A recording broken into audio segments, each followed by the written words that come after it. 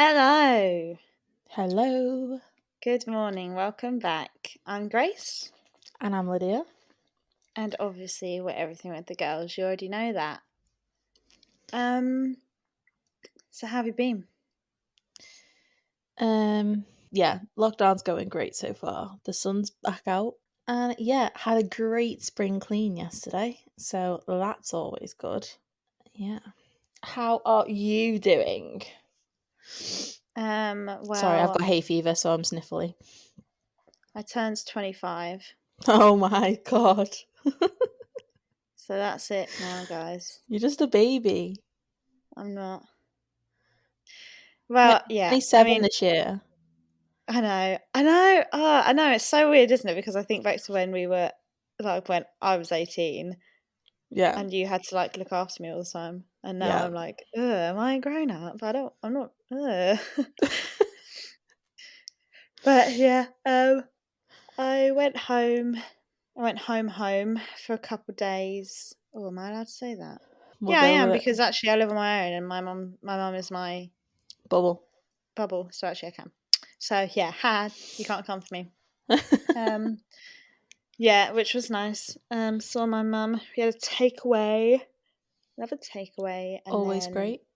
I know, yeah, just loads of dog walks, loads and loads and loads of dog walks. You sounded so brummy then. Sorry. Loads and loads and loads of dog walks.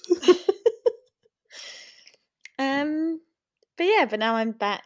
I actually I came back to where I live now because I got to work again on Tuesday, and I'm like, I don't want to be here, but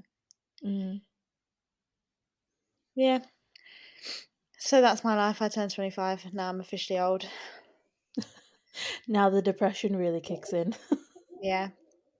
But anyway, on that note, It's one of those weeks this week, guys. I know it's just like when we're almost out of lockdown, but we're still it feels like it's never going to end. Yeah, pretty much. It's next week, isn't it? We're out, not out 12th of of it, but April, the gym opens up again, yeah, that's and all I care about. I officially have no more excuse to not work out. Yeah, that's So, all I care about is the gym opening up and TK Maxx opening up because I oh need some yeah, coffee syrups. oh yeah, that's a good idea. And I am going to stock up on those coffee syrups just in case we go into lockdown again and I can't get them. Do you know what I need to do? I need to cancel my Amazon Prime membership because that is just ripping through my bank account. Honestly, It's actually unhealthy. yeah. I've actually been quite good. What was the last thing I ordered? Oh, a few books. And now I want a few more. But other than that, I know I ordered another book today. I need to mm. honestly, if you guys could see how many books I have that I've just not read. I just buy Oh, books. see, I am reading them. I'm reading them, but slowly. I'm reading A Yeah. Suitable Boy now. Oh God. I'm 100 pages in. I've given myself the whole of April to read it. It's this humongous book. Yeah. But yeah, slowly but surely. Yeah. But I've anyway, got 2 books on the go right now. yeah. Yeah. But nothing true crimey. I feel like we have No. to separate things sometimes. Yeah, sometimes I need a little bit of a break. I need to get back into doing some research. Just this whole exam and everything has just been taking my head apart. Mm. Because if I'm not working, I'm studying, and if I'm not studying, I'm reading to try and get away from the screens. Mm. And it gets to midnight. I'm like, fuck, I haven't done any research again. It's so bad. I need just 10 days off of work and studying and all that so I can just actually Mm. do what I like to do. Yeah. But I will. I'll get back into it. So, this week we're talking about Ed Gein. He's also known as the Butcher of Plainfield. I mean, I don't want to say that he's my favourite serial killer because I know that sounds a bit messed up. But I think he's probably the most he's interesting he's one. I find him the most interesting. And I find this case not scary, but the most haunting, let's say, because of yeah, the movies and everything and the pop culture surrounding it. Whereas when you think about people like Ted Bundy, that like I just that doesn't interest me. Like, Yeah, so do you know what I Gein's mean? crimes are really notorious, and his stories kind of affected loads of different American pop culture. So his life has been fictionalized in works such as Psycho, Deranged, Texas Chainsaw Massacre, The Silence of the Lambs, and our favorite American Horror Story. So he's Definitely. well known in America. And yeah, I think what it is because he's obviously like Norman Bates in Psycho. Mm. It's supposed to be Ed Gein, and then when they created Bates Motel, which is like Norman Bates before Psycho, isn't it? Mm-hmm. Like I really like Bates Motel. I think it's I've such a good never seen it all storyline. the way through. I think I've seen like the first series. It's really Sorry, I'm good. just moving around. So if you've ever watched Psycho or Bates Motel or even Silence of the Lambs or Texas Chainsaw Massacre, you kind of know what we're going to be talking about. Fun fact, Um, Psycho was the first horror film I ever watched, and I was about 5 or 6. what the fuck? Well, wasn't actually watching it. My mum was watching it, and I was just kind of just sat there. I don't think she kind of realised I was in the room. That's a perfect example of when people argue that violent video games turn you into a murderer, because as far as I'm aware, you haven't murdered anyone. So Definitely not. I'm too scared of authority to commit any sort of crime.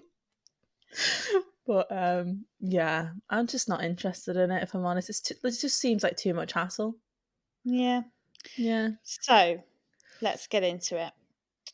So Edward Theodore Gein. He was born on August the 27th, 1906, in La Crosse County, Wisconsin. Gein was the second of two boys to George Gein and Augusta. Augusta hated her husband. I mean, Don't we all? yeah.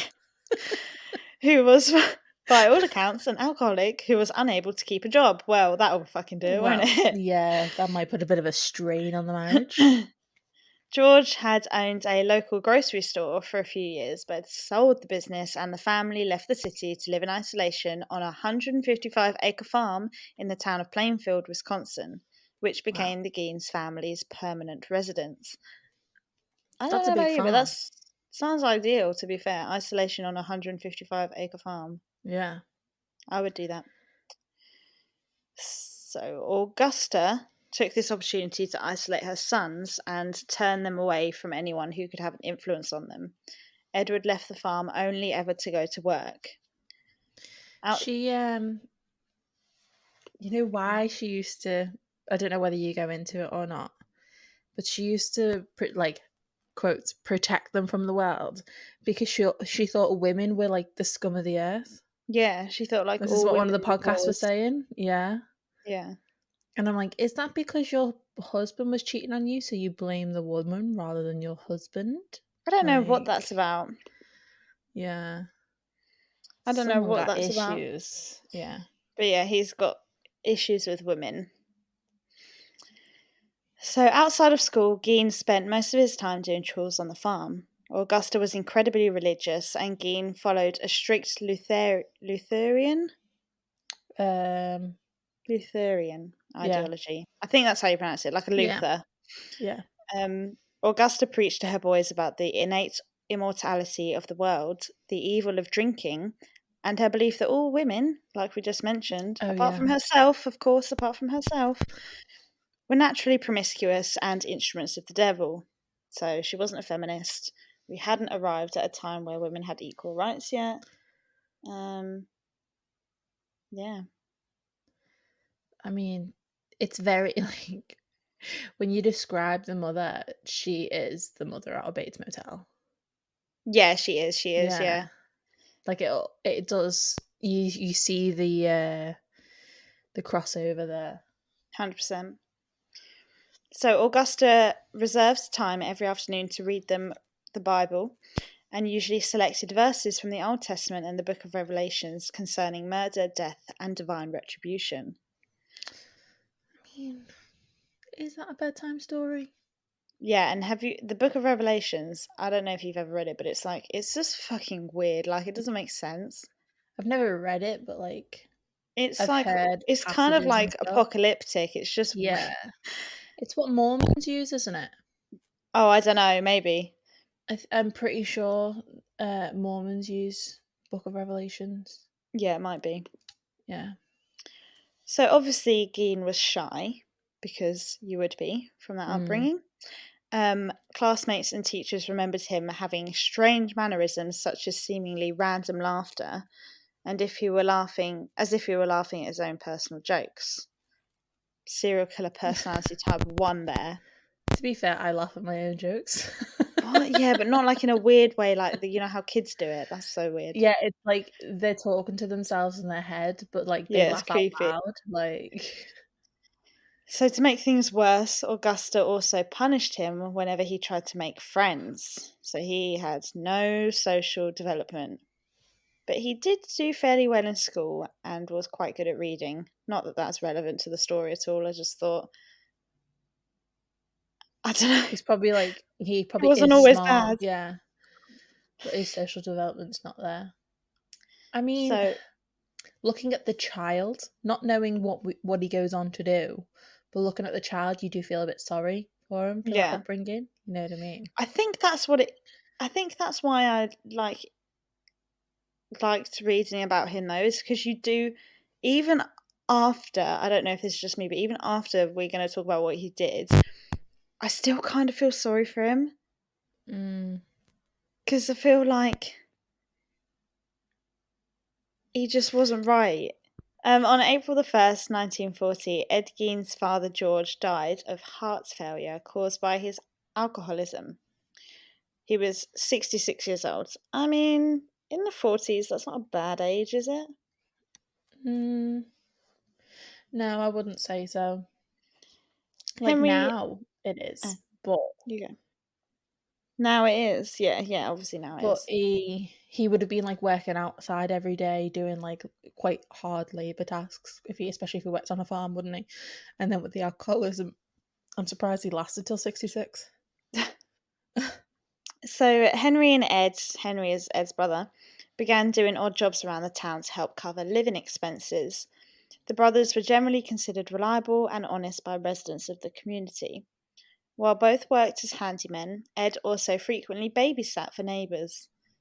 Kind of weird, like grown man babysitting, but okay. He enjoyed babysitting and seemed to relate more easily to children than adults. No surprise there. Henry began dating a divorced mother of two and planned to move in with her, but he was worried about his brother's attachment to their mother. So again, very Bates Motel-y. Yeah, I mean, I think If you, it is weird that a 34-year-old man is babysitting for neighbors and stuff, but I think the town just saw him as like this weird innocent guy. Like it yeah, and wasn't. he might, yeah, I mean, yeah, it might be different. It might be like a tiny little village. I don't know, but to me, it's Yeah, kind of weird. But it wasn't like a odd thing for just some random guy to be, because I think it was quite a small town. mm, Um, but everyone seemed that he was like thought he was quite innocent until shit started happening, basically. yeah, he was kind of like the local weirdo though, that was like still lived with his mum and stuff. Yeah. Um, but on May the 16th, 1944, Henry and Ed were burning marsh vegetation on the property, and the fire got out of control. By the end of the day, the fire was extinguished and firefighters had all gone, but Henry had disappeared. So, with lanterns and flashlights, a search party searched for Henry, whose dead body was found lying face down. Apparently, he had been dead for some time, and it appeared that the cause of death was heart failure. He'd not been burnt or injured any other way.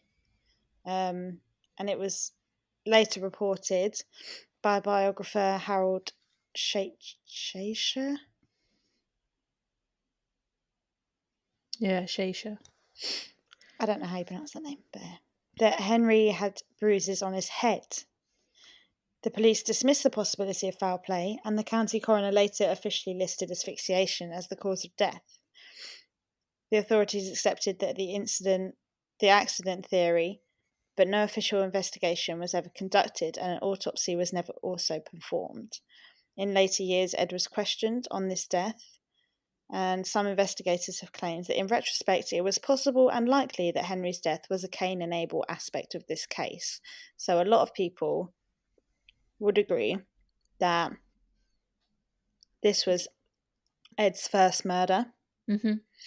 but that was never actually proved. Yeah. I personally don't think that he killed his brother. If you look at his like modus operandi, which we'll obviously talk about when we talk about his crimes that he's going to do in a bit, it doesn't fit with his usual crime. No, but I don't think it was a let's go out and kill him. However, if his older brother, is getting concerned with his attachment to the mother, if Yeah, he's brought up his mum in conversation, like saying like, "Oh, you need to move out," something like that, and if he's so overly attached to his mum and like he has this weird connection with her, he's probably got very angry and snapped. So I can see it, but yeah, like the podcast I listened to last night, it said that he had blunt force trauma to the back of his head. mm. So it wasn't just bruising, like he had like a wound. Oh, really? Yeah, so it I do think he did kill him, Yeah, especially if because he's like trying to take him away from his mum. the Cain and Abel theory does kind of make sense when you look at how close he was to his mum. Maybe I don't know. Maybe there was like jealousy or rivalry there, but to me, Mm, I think like, well, they were isolated, so they must have been really close as brothers. But I guess you could say literally the exact opposite. yeah, That actually he yeah, was like really jealous or something or whatever. But I don't know. Who knows? yeah.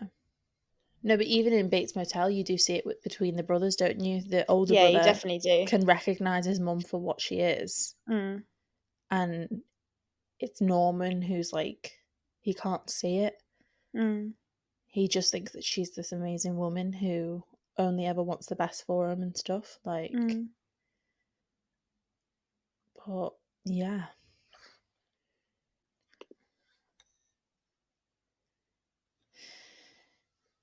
So Gein and his mother were now alone, which I'm pretty sure that's all they ever wanted. Don't you think? Yeah, probably. However, Augusta had a paralysing stroke shortly after Henry's death, and Gein devoted himself to taking care of her. Sometime in 1945, he and his mother visited a man named Smith who lived nearby to purchase straw. According to Gein, Augusta witnessed Smith beating a dog. A woman inside the Smith house came outside and yelled for him to stop, but Smith beat the dog to death. That's awful. Augusta was extremely upset by the scene. However, what bothered her did not appear to be the brutality towards the dog, but rather the presence of the woman. Obviously. Augusta told Ed that the woman was not married to Smith, so she had no business being there. Smith's harlot, Augusta called her. She had a second stroke soon afterward, and her health rapidly deteriorated. Like, what is your issue, love? Like, why do you hate women so much? I know. Why I, does it not bother you that this man beat a dog to death? exactly. The dog is innocent in this, Hmm. and the And woman so is is trying she, to. this woman. If this woman wants to come hang out with Smith and Exactly. be his harlot, like, you do It you. could have been his sister. You don't know that. Augusta died on December 29th, 1945, at age 67. Ed was devastated. And in the words of the author of Harold Schechter, he had lost his only friend and one true love and was absolutely alone in the world. Oh, see, Quote, poor Ed. Oh. oh, I'm sorry, but why is your mother your one true love? Like, that's weird. Yeah, Like, I get a love my life. mum, but yeah, that's not happening. Gein held on to the farm and earned money from odd jobs. He boarded up the rooms used by his mother, including the downstairs parlours, and living room, leaving them untouched. That's weird as well. Like, Mm. while the rest of the house became increasingly dirty and squalid, these rooms remained in perfect condition. Gein lived thereafter in a small room next to the kitchen, and around this time he became interested in reading pulp magazines and adventure stories, particularly those involving cannibals and Nazi atrocities. I never know how to say that word when it's written down. What, Like, atrocities? yeah. Yeah, weird flex, but he's now into like little weird magazines with cannibals and stuff. Yeah. I mean, yeah. I mean, I suppose like we can't really judge because we're interested in like Ed Gein and true crime and stuff. Oh my god, that's so true. However, Oh my god. I Ugh. think our level of interest is normal. Like, Is it? because we're, yeah, I think so. Because as like a society, the interest in true crime and like why people do what they do to a certain level is normal. But when it Mm, starts to become like an obsession and like that's all you learn about and things, that's when it's a bit like, oh God, we need to get you some help. Like, mm. but yeah. Gein was a handyman and received the farm's subsidy from the federal government starting in 1951, and he occasionally worked for the local road crew and crop threshing crews in the area. Sometime between 1946 and 1956, he also sold an 80-acre part of the land that his brother Henry had once owned. So Henry hadn't married this woman. He was just wanting to marry her, so that's why it all went to Ed. Yeah, I Yeah. think he killed him. Killed him Yeah. right on time. Poor guy didn't even get married first. I know. So let's get into the crime, shall we? Oh, This is where okay. it starts getting juicy. So everyone, hold on to your knickers because it's about to get bumpy. On the morning of the 16th of November 1957, Plainfield hardware store owner Bernice Warden disappeared. A Plainfield resident reported that the hardware store truck had been driven out from the rear of the building at around 9:30 a.m. The hardware store saw few customers the entire day, and some area residents believed that this was because it was deer hunting season, so everyone was out of town. Mhm. Bernice Warden's son, Deputy Sheriff Frank Warden, entered the store at around 5 p.m. to find the store's cash register open and bloodstains all over the floor. Frank Wow. told investigators that Gein had been in the store the evening before his mother's disappearance and that he would return the next morning for a gallon of antifreeze. The sales slip for a gallon of antifreeze was the last receipt written by Warden on the morning of her disappearance. On the evening of the same day, Gein was arrested at a West Plainfield grocery store, and the sheriff's department searched the Gein farm, but nobody was ready for what they were about to discover. A sheriff deputy discovered Warden's decapitated body in a shed on Gein's property. The body was hung upside down by her legs, with a crossbar at her ankles and ropes at her wrists. The torso was dressed like a deer, and she had been shot with a rifle, and the mutilations were made after her death. So I didn't know what dressed out like a deer meant, and I googled it, and let me tell you, it was Yeah. single-handedly the biggest mistake I've ever made in my life. Yeah. So when you're dressed out like a deer, it's basically like you're cut open, Stem to sternum. yeah, stem to sternum, and all your insides are taken out. It's like, in Vikings when they do the eagle death, Yeah.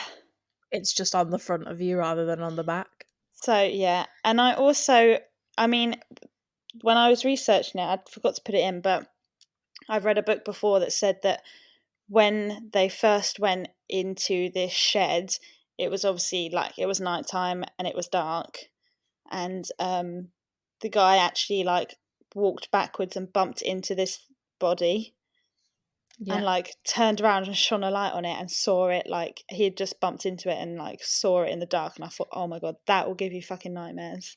There were crimes before this. This was the one that got him caught, though, This wasn't was, it? yeah, so yeah, they Because basically there was unveil like a whole load of like terrible stuff. But yeah, this is what like kind of gets him caught, and then he later admits to all this other stuff. oh, I see. Okay. Yeah, because this one, when they were talking about last night, they were just talking about the rumors. They didn't actually say that Mm. he was involved in it at that point. So the sheriff deputy has found this fucking awful thing. and then they have to search the rest of his house. And this is what they uncovered. Are you ready? I am. An entire human skeleton, a waste bin made of human skin, human skin covering several chairs, like the bit that you sit on, skulls on each of his bedposts, female skulls, several with their tops sawn off, Oh, bowls made from human skulls, a corset made from a female torso, skinned from shoulders to waist, oh my god. I can't deal with the leggings, skin part. leggings made from human leg skin. What the actual. Oh. Do you reckon they're squat proof? Yeah, I doubt it. Masks made from the skin of female heads. Oh Oh my my god, do you know what that reminds me of? You know in The Office when he cuts the face off the dummy? Stop. We can't make light of this. Stop it. If anybody's ever watched The Office where they do CPR and then Dwight cuts off the face of the CPR like dummy, oh my days, that's the funniest scene ever. Oh, it's just like the image that popped and I'm not trying to make light of the situation or what happened, but it's just the image that popped into my head when as soon as you said that. That's terrible. Oh, I'm so Anyway, let me sorry. carry on I'm because dark I'm and not done morbid. yet. I'm not done yet. Oh god, okay. They found Bernice Warden's entire head in a bag. Ooh. They found her heart in a plastic bag in front of the potbelly stove, like Well, I don't waiting to even be wanna know cooked. what what They he was gonna do found with that. 9 vulva in Ugh. shoeboxes. They found a belt made from human nipples. They found 4 noses, a pair of lips on a window shade drawstring. Very inventive. Fuck. And they found a lampshade made from skin of a human face. And I think Like, this lampshade, how many I've seen this lampshade, and it has Yeah, like I you think can I've actually seen this see like the lampshade. noses and the ears and stuff. Yeah. But, like, how many victims were there for all this? Do you know what I Well, mean? he's going to go on to tell you in a sec. So these artifacts were all photographed at the State Crime Laboratory, and then they were decently disposed of. That's just mad. Horrible, isn't it? So, when he was questioned, Gein told investigators that between 1947 and 1952, he made as many as 40 nighttime visits to 3 local graveyards to exhume recently buried bodies while he was in a dazed like state. On about 30 of those visits, he said he came out of the daze while he was in the cemetery, left the grave in a good order, and then returned home empty handed. On other occasions, he dug up the graves of recently buried middle aged women he thought resembled his mother and took their bodies home. Again, it all comes down to the mother.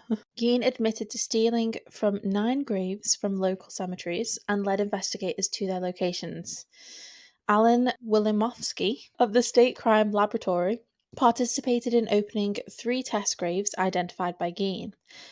The caskets were inside wooden boxes. The tops of the boxes were about 2 feet below the sandy soil, and Gein had robbed the graves soon after the funerals while the graves had not yet completed. So he didn't actually have to dig much up, basically. The test graves were exhumed because the authorities were uncertain as to whether Gein was capable of single-handedly digging up the grave during a single evening. They were found as Gein described, and 2 of the exhumed graves were found empty. 1 casket was empty, 1 casket Gein had failed to open when he lost his pry bar, and in the 3rd grave most of the body was gone. Yet Gein had returned rings and some body parts. This all corroborated with Gein's confession. So he didn't actually kill anyone. Well, except for the woman that went missing from the hardware store. except for Bernice Warden, and we're about to get into one more. The But yeah, waitress. apart from that, he was the rest of the time he robbed graves. Yeah. Okay. So then he's not a serial killer. No, he's not. But he's known as one of the most notorious serial killers. I don't know if Well, the term if he serial actually killer. He's one killed of his the brother, notorious murderers, isn't he, or yeah, criminals? if he actually killed his brother, then he would be a serial Yeah, killer, that's wouldn't true. he? Actually, yeah. Yeah. Um, yeah. Although some people say that you can only be classed as a serial killer if you kill 3 or more people within a break of 30 days between each murder. I don't know. I But I think think that's a that's bit getting too just. technical Yeah, I think it's just like you're a serial killer. I think it should be if you kill more than one person, you're a serial killer. I don't understand why the rule is three. because I think when it's 3 or more, the MO tends to be the same. Whereas, say you kill someone and then you accidentally hit someone with your car and kill them. You know what I mean? I You're not think they're actually kind a. of really they're all just made up phrases that some Yeah. criminologist somewhere has But made again, up. it's just made up phrases to try and understand the human behavior. Hmm. Because I don't think we're ever going to understand human behavior. So soon after his mother's death, Gein began to create a woman suit, quote, so that he could become his mother, to literally crawl into her skin. He was actually known to have said that he wished his mother had just made him a woman growing up. Really? Yeah.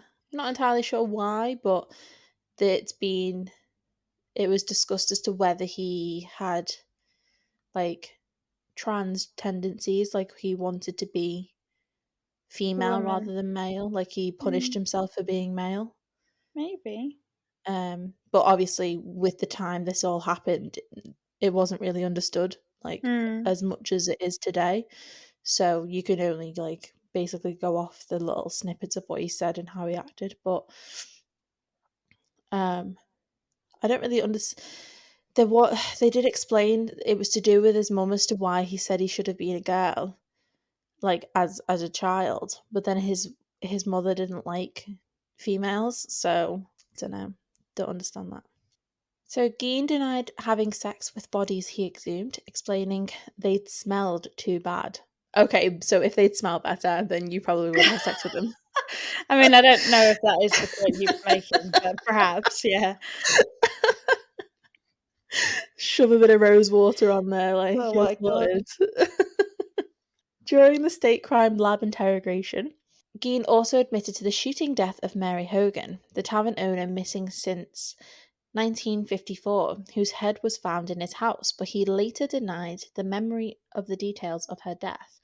Yeah, so she'd gone missing and stuff, and I think she was single when she'd gone missing, and one of the people he was working with was like, "Oh, Ed, if only you'd married her, maybe she wouldn't be missing." Basically, you could have kept an I eye on her. And he was like, "Oh yeah, she's down at my house now cooking dinner." Like, and she was actually at his house, but she was dead.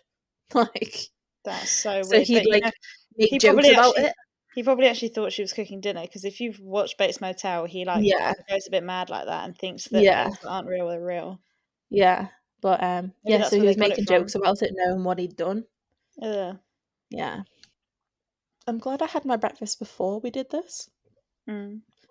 A 16-year-old youth whose parents were friends of Gein and who attended ball games and movies with him reported that Gein kept shrunken heads in his house, which Gein had described as relics from the Philippines sent by a cousin who had served on the islands during World War II. Upon investigation by the police, these were determined to be human facial skins, carefully peeled from the corpses and used by Gein as masks.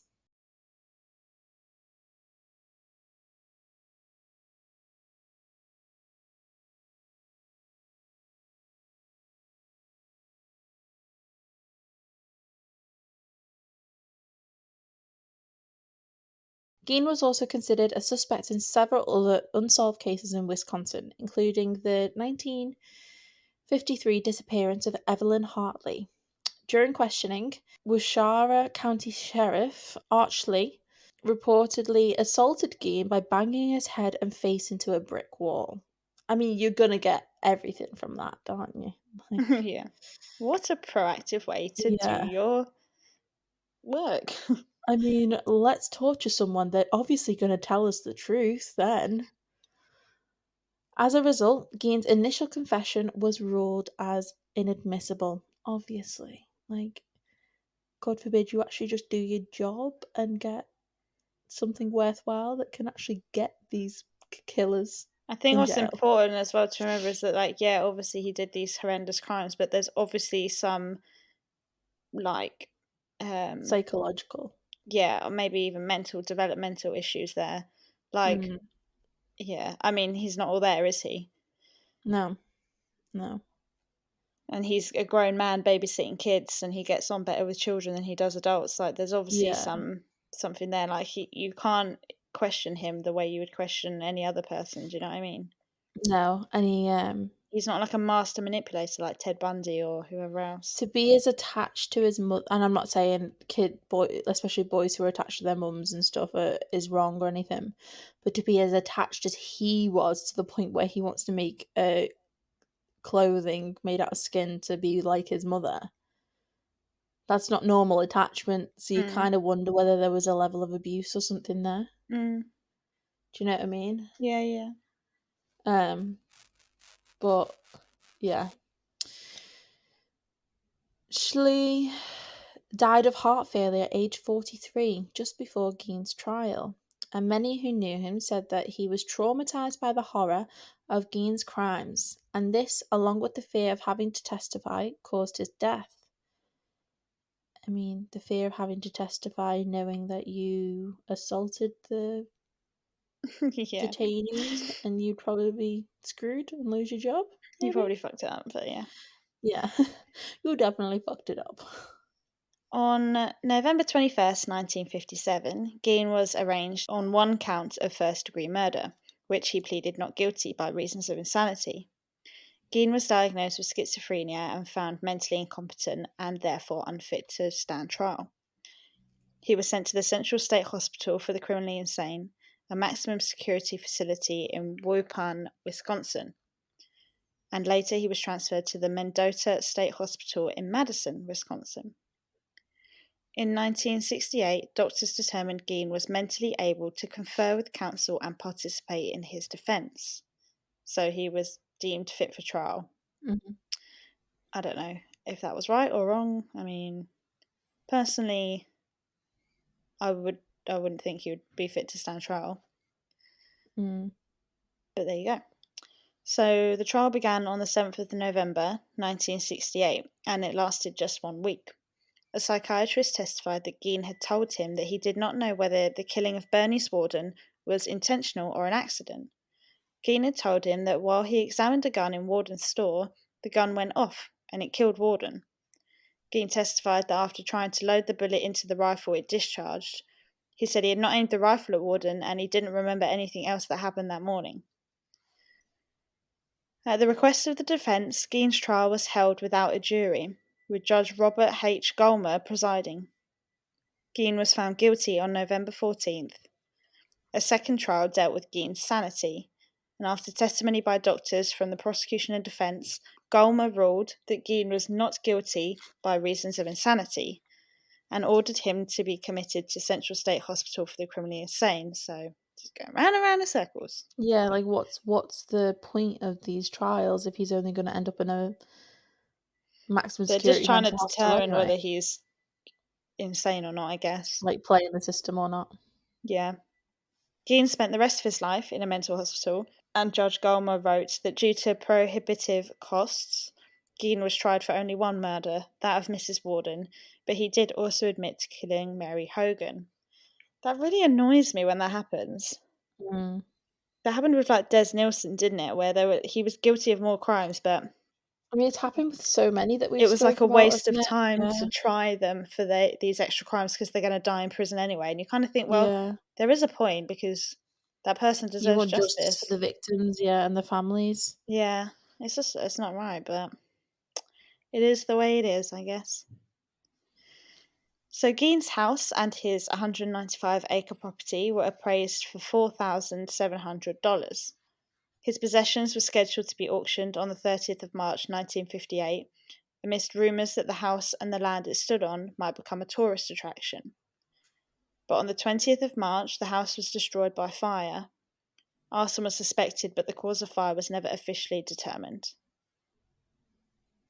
I mean, it's not a surprise, is it? So all this stuff burnt down. Yeah.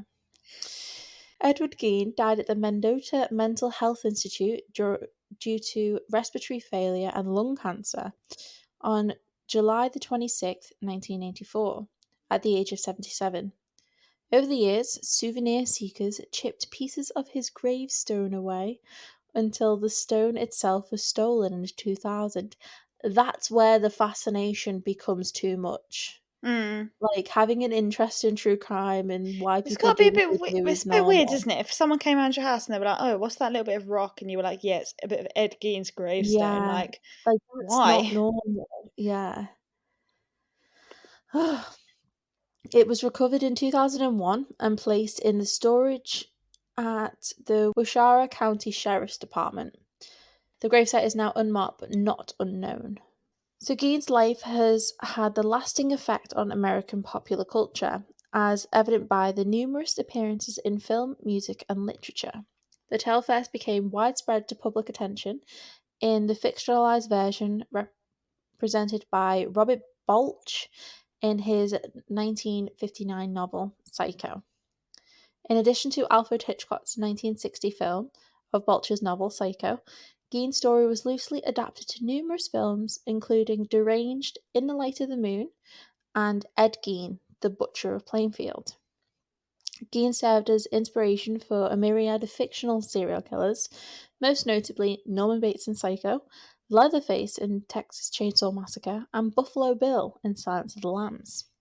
There was also elements of Hannibal, like of his character was from Ed Gein as well, wasn't it? Was it? Yeah. And also, yeah, an American Horror Story, but for like I can't remember right now what character he is. Mm, Is he in the first one in Murder House? I don't know. Um, but yeah, there you have it. That is the gruesome crimes of Ed Gein. I feel sick, but this is a true crime podcast, so I mean, what did you think we were going to talk about? I mean, I feel like we should just label this as a murder podcast because that's all we ever talk about. That's not true because actually, after this, our next two episodes are going to be a disappearance and a massacre. Oh, okay. We're really pushing the boat out. Wow, okay. Yeah. I mean, I feel like it's the only elements of crime that are actually interesting and you want to learn about because Mm. things like robbery and stuff is just a bit I was like just thinking you that, like can't really white go collar into the crime. psychological I don't know if things of that's it. us though. If we're just not interested in that. But Yeah. so, can you understand why Ed Gein is like quote my favorite serial killer? Yeah. I think he's one of my is I wouldn't say like favorite, but I think I find him one of the most interesting He's just ones. like it's just weird, isn't it? Yeah. It's just interesting, Like and you don't get many obviously, belts made out of human nipples. I'm just saying. yeah, this is the thing. It's a Obviously very niche market. to murder someone is like I mean, I shouldn't even have to say it, but it's obviously not okay. Like but I don't think he killed them to murder them. You know what I mean? It's not like with say like Myra Hindley and Ian Brady. They did it because they got something out of it. Yeah, They and I got think some sort each of crime we're the looking at, power.